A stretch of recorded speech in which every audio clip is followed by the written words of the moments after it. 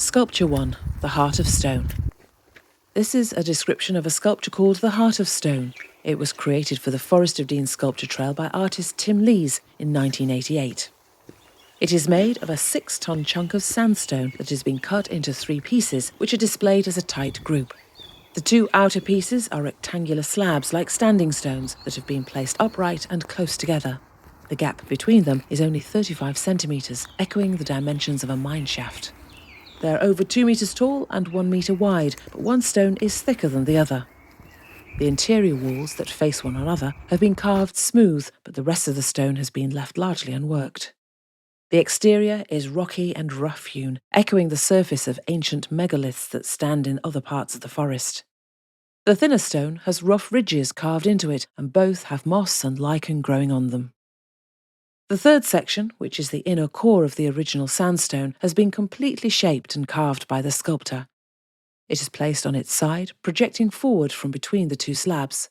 It has been shaped into a large semicircle and placed flat side down. Its smooth, curved top comes to about thigh height.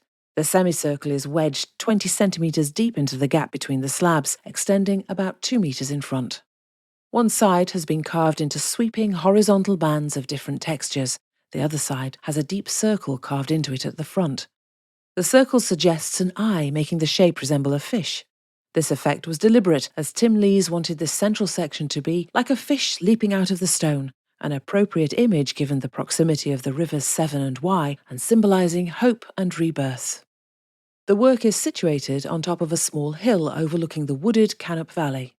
It was originally the site of the disused Rose-in-Hand coal mine. Inspired by the idea of extracting material from the heart of the forest, the artist cut the stone from a nearby quarry.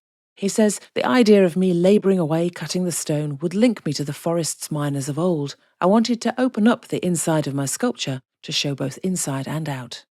The leaping fish part of the sculpture faces the valley. Behind it, it is possible to squeeze into the gap between the 2 slabs at the back. The experience is an enclosed sensation, which the artist describes as an empathy with the miners.